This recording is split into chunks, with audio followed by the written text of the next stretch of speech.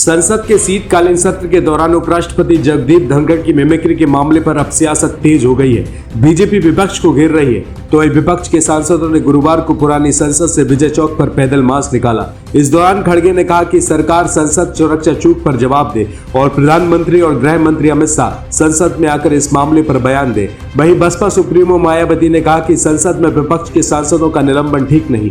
हालांकि उन्होंने उपराष्ट्रपति और राज्यसभा सभापति जगदीप धनखड़ की मिमिक्री को दुर्भाग्यपूर्ण बताया। इसी बीच लोकसभा और राज्यसभा में गुरुवार को भी हंगामा हुआ और आज भी कार्रवाई शुरू होते ही विपक्ष का हंगामा देखने के लिए मिला।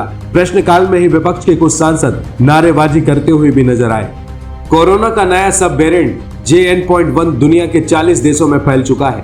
भारत में अब तक इसके 21 मामले आ चुके हैं। इनमें गोवा में 19 और केरल और महाराष्ट्र में एक मामला है। नीति आयोग के सदस्य डॉक्टर PK पाल ने बुधवार को बताया कि पिछले 2 हफ्ते के दौरान भारत में कोरोना से 16 लोगों की मौतें हो चुकी हैं। हालांकि इनमें अधिकतर लोग डायबिटीज और हार्ट प्रॉब्लम जैसी दूसरी बीमारियों से जूझ रहे थे।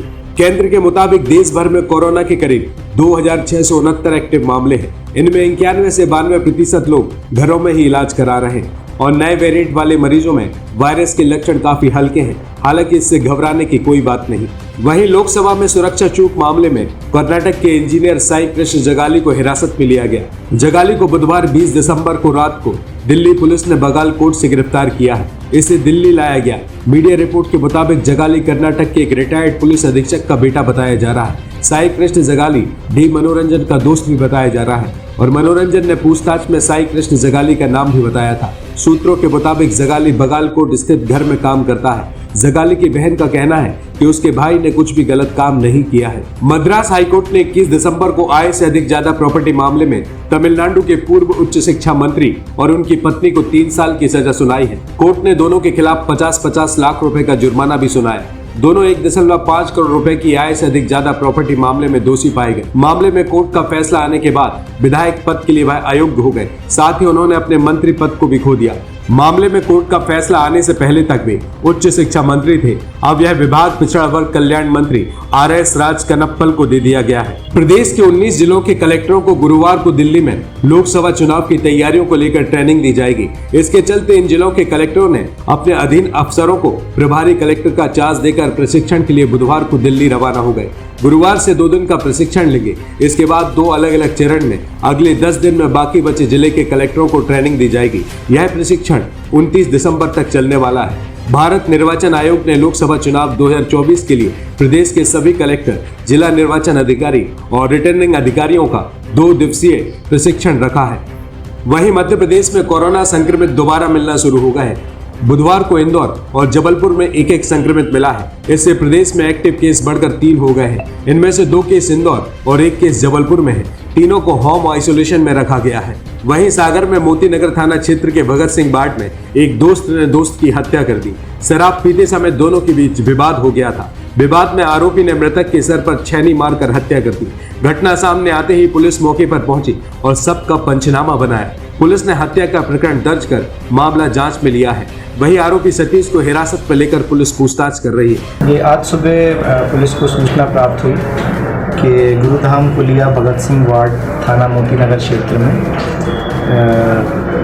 विजय यादव की डेड बॉडी मिली थी, जिस पर से पुलिस मौके पर पहुंची और पुलिस के द्वारा क्राइम सीन को सीज करके FSL टीम को बुलाया गया और मौके पर से साक्ष्य कलेक्ट किए गए एवं बॉडी को PM हेतु भेजा गया। जानकारी के मुताबिक विजय पिता शिवचरण यादव, जिसकी उम्र 32 साल है, वह भगत सिंह बाट का निवासी है।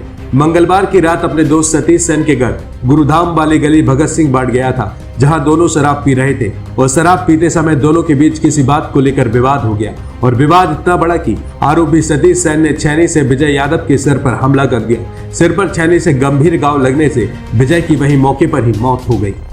वहीं सागर के मोतीनगर थाना क्षेत्र के भोपाल रोड स्थित बावड़ी में 5 दिन से लापता युवक का शव मिलने से बवाल हो गया।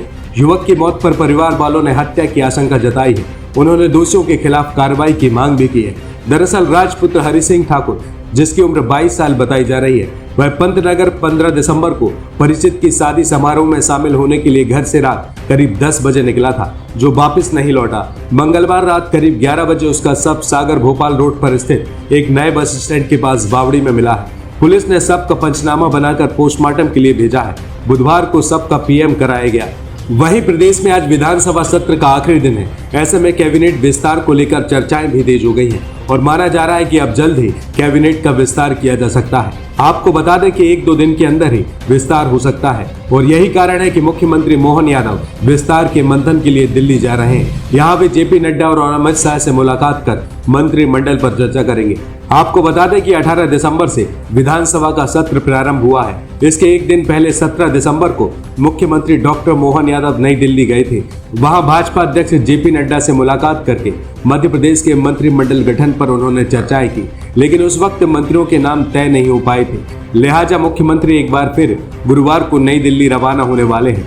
ऐसी संभावनाएं अधिक है कि दिल्ली से लौटते ही नामों का ऐलान कर दिया जाएगा। वहीं मध्य प्रदेश के ग्वालियर में एक ऐसा सनसनीखेज मामला सामने आया है जहां बेटी की चाहत रखने वाले एक शख्स ने अपनी पत्नी को सिर्फ इसलिए मौत के घाट उतार दिया क्योंकि उसने बेटियों को जन्म दिया था। दरअसल मुराल इलाके में रहने वाले दशरथ पाल की शादी 10 साल पहले सृष्टि के साथ हुई थी। शादी के बाद सृष्टि ने 2 बेटियों को जन्म दिया। बेटियों के जन्म को लेकर दशरथ पाल खुश नहीं था और अक्सर उसका अपनी पत्नी से इसी बात को लेकर झगड़ा होता रहता था। पुलिस ने इस मामले में मर्ग कायम करते हुए जांच की है। इसके बाद पुलिस ने जब ससुराल पक्ष और मायके पक्ष के लोगों के बयान लिए तो उनका एक शक दशरथ पाल पर गहरा गया। पुलिस ने दशरथ को हिरासत में लेकर जब पूछताछ की तो दशरथ ने अपना गुनाह कबूल कर लिया। रिपब्लिक सागर मीडिया को सब्सक्राइब अवश्य करें और आप हमारी आने वाली सभी वीडियो को देखना चाहते हैं तो आपको उसके लिए घंटी जरूर दबानी पड़ेगी ताकि आपको सभी वीडियो की नोटिफिकेशन समय समय पर मिलती रहे। रिपब्लिक सागर मीडिया पर जो भी वीडियो आएगा वह सच की कसौटी पर कसकर ही आएगा।